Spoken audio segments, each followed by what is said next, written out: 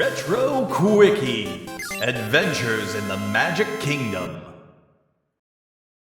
Man, Capcom's NES library is just a massive series of bangers, isn't it? I mean, yeah, there are some things in there that might not be as good as the early stuff. Some might argue that the later Mega Man games on the console aren't that great, a take I heartily disagree with. And there are a few duds in there, but one of their most interesting set of games are the ones that resulted from their partnership for licensed games from Disney, producing several games based around their popular movies and television shows for both NES and SNES. But uniquely among those games is Adventures in the Magic Kingdom, a game not based on a singular Disney property, but rather based around the Disney World theme park. You play a kid who apparently has Mickey Mouse on speed dial and is a good friend with him, and the rest of the classic cartoon gang. And you're there to watch the big momentous parade over at Disney World. But oops, they can't open up the main gate because Goofy, the big lovable idiot, has lost the golden key, which is inside the castle, which needs 6 silver keys to unlock. Well, Mickey and friends aren't gonna do all that, so I guess it's up to you. And so you're off to 5 different attractions to grab the key at the end of each one to help save the parade. Pretty silly and low stakes, but come on, this is a game based around Disney theme park rides.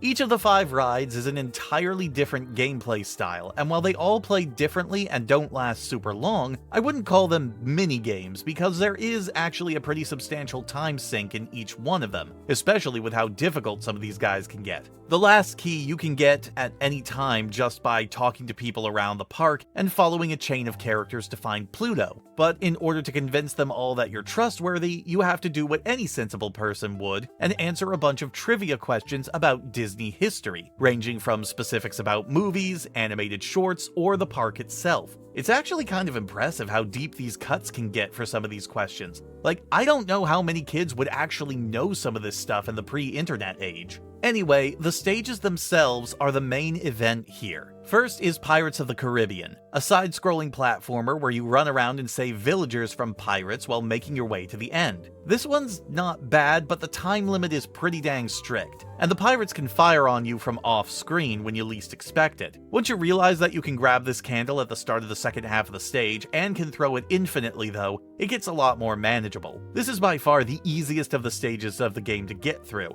and after this, it's done with mercy. The Haunted Mansion is the second and last side-scroller, where you just have to get to the end of the mansion. In this one, though, you have limited ammo and have to keep replenishing it by picking up more candles along the way while dodging and defeating the specters in your way, and trying your best to stay on platforms above bottomless pits. Really, what makes this one hard is the second half of the level, which leaves you pretty defenseless, floating on a small platform with other obstacles coming at you during times you might not be ready for them. Thankfully, the difficulty of this and the pirate stage is mitigated with the ability to pause the game and use those stars that you've been gathering to buy more health, ammo, or lives at any point. Of course, you still have to survive long enough to gather enough stars to spend, and some stages don't give you that luxury. Like Space Mountain, which is basically a giant game of Simon Says. A direction or button prompt appears at the bottom of the screen, and you have to hit that direction in a very short time frame or you take damage. Take 3 hits, lose a life, and you get booted from the ride and start from the beginning.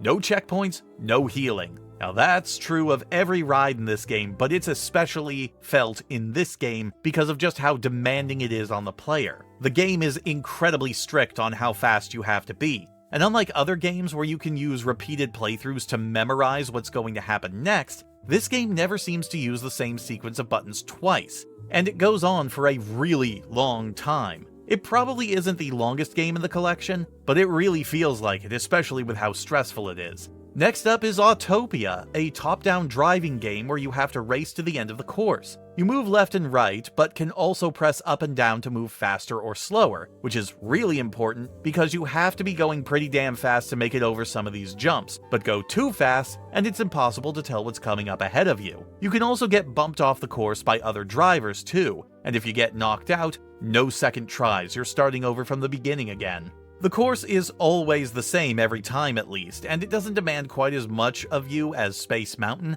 but it can still feel pretty bad to get deep into the course only to make a mistake off a ramp or misjudge your speed and have to start again. And like Space Mountain, this game is fairly long too.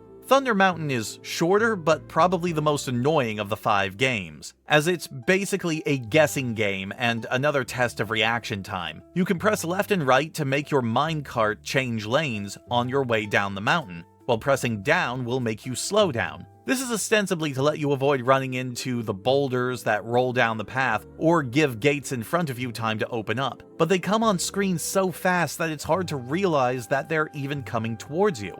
Add to it, going down the wrong path will just make you slam into a boulder on the track anyway, and again, you only have 3 hits before you're booted out and lose a life. But probably the worst part about this game is the fact that it requires you to land at a specific station at the bottom of the mountain. So even if you do survive all the way to the bottom, if you don't land at the specific station mentioned at the start of the game, you still lose. It counts as a lost life and you have to start over. More than any other game, this is the one that requires the most memorization, but gives you the least control. Space Mountain might have been bullshit, but it at least was just a game of Simon Says. Thunder Mountain requires a lot more of the player in terms of thinking about where you are and where you'll end up, all while reacting to things that you don't necessarily have the time to react to. And that's it, that's all 5 games. Beat them, get the silver keys, and you win. Thankfully, the game knows it's hard, and so game overs are only a minor annoyance. You can start again from where you left off with all the keys you already gathered.